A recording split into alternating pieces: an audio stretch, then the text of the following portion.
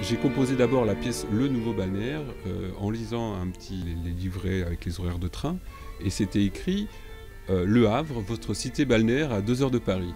Alors ça m'a beaucoup amusé parce que quand on connaît Le Havre, c'est une cité assez polluée, enfin, c'est ce qu'on retient des usines pétrochimiques, tout ça. Et une fois qu'on a traversé environ 10 à 15 minutes de pollution intense, on arrive sur une plage, et sur une plage qui a quand même une certaine histoire, c'est-à-dire que les peintres impressionnistes se sont arrêtés. Ici, on connaît la terrasse de Sainte-Adresse de Claude Monet, par exemple. Donc Sainte-Adresse, c'est vraiment la jolie plage de Le Havre. Ça remonte un peu comme ça, avec des très jolies maisons. Et là on touche vraiment à au passé balnéaire de la ville.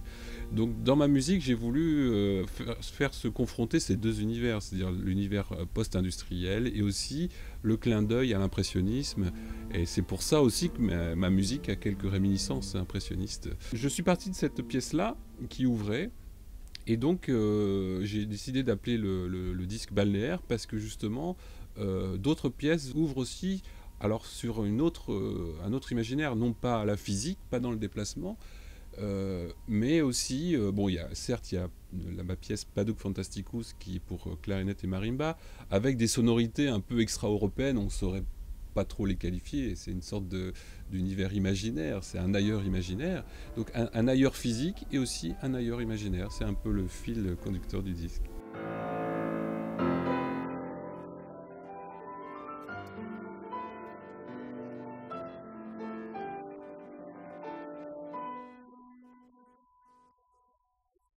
On sent que Laurent a un attachement très fort à l'histoire de la musique. C'est un musicien complet qui connaît très bien toute l'histoire de la musique. Il se réfère aussi bien à Frescobaldi qu'à des musiciens d'aujourd'hui, en passant par toutes les étapes de l'histoire. On sent que c'est quelqu'un qui a pétri vraiment beaucoup de musique. C'est un disque de musique de chambre, donc à la fois ça peut paraître très homogène parce qu'on trouve des formations relativement réduites par rapport à ce qu'on peut imaginer quand on fait de l'orchestre. En même temps, c'est quelqu'un qui écrit pour un trio d'anches, ça c'est relativement rare aujourd'hui, clarinette au bois, basson. C'est quelqu'un qui écrit un sextoire, mais c'est pas exactement un sextoire classique, c'est un sextoire, il appelle ça un sextoire mixte, hein, c'est un peu particulier.